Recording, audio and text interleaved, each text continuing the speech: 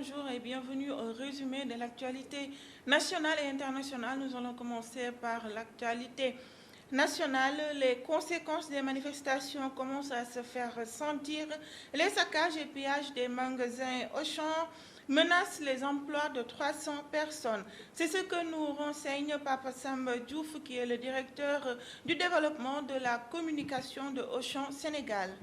Ce mardi, sur la RFM, le secrétaire général des travailleurs du pétrole, gaz et des activités connexes du Sénégal, Mathurin Sagna, a donné l'alerte. On a peur qu'il y ait pénurie de carburant au Sénégal dans les prochains jours parce que les livraisons ne se font plus convenablement, a-t-il fait savoir. Hier matin, vers 10h, l'animatrice Ndaindak Touré avait annoncé être convoquée à la brigade de Faidherbe. Ayant déféré à la convocation, elle a été entendue et finalement placée en position de garde à vue pour acte de nature à compromettre la sécurité publique. Le train express a repris service ce lundi dernier.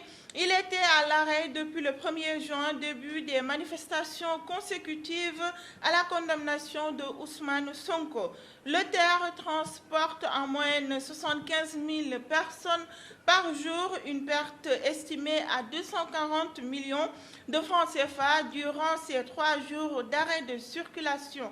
Et à ces pertes s'ajoute l'endommagement de la gare de Rufisque par les manifestants. Le rassemblement des entreprises du secteur des technologies et de l'information et de la communication Restic va développer, après consultation avec ses conseillers, une plainte auprès du tribunal de la communauté économique des États de l'Afrique de l'Ouest CEDEAO pour violation sur les droits économiques et liberté d'expression suite à la rupture observée dans le réseau d'Internet mobile au Sénégal.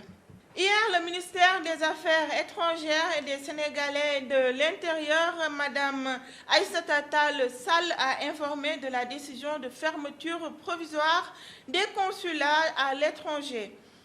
Les conséquences sont bien présentes car il n'est plus possible de renouveler son passeport, obtenir son acte de mariage ou même un laissez-passer, ce qui suscite une vive colère d'une partie de la diaspora. Cette fermeture touche directement les personnes vivant avec un handicap ainsi que celles qui s'apprêtaient à voyager. On continue avec l'international en attendant les résultats définitifs des élections législative en Guinée-Bissau. Le parti de Simon Domingo Pereira, secrétaire général du Parti africain pour l'indépendance de la Guinée-Bissau et Cap-Vert, PAIGC, qui est le principal parti de l'opposition, a remporté provisoirement ces élections.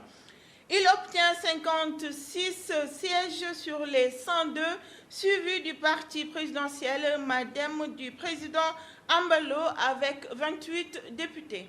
On termine avec le sport. La Fédération sénégalaise de football a publié le planning des Lions. Un programme très chargé attend les hommes d'Aliou Cissé qui vont se préparer à Dakar pendant une semaine avant de prendre la direction de Cotonou où ils vont défier les Béninois à l'occasion de la 5e journée de qualification de la Coupe d'Afrique des Nations 2023. 3 jours après, les champions d'Afrique affronteront les Brésiliens à Lisbonne dans le cadre d'un match amical. Merci d'avoir suivi jusqu'à la fin. C'était tout pour aujourd'hui. Je vous donne rendez-vous. À très bientôt.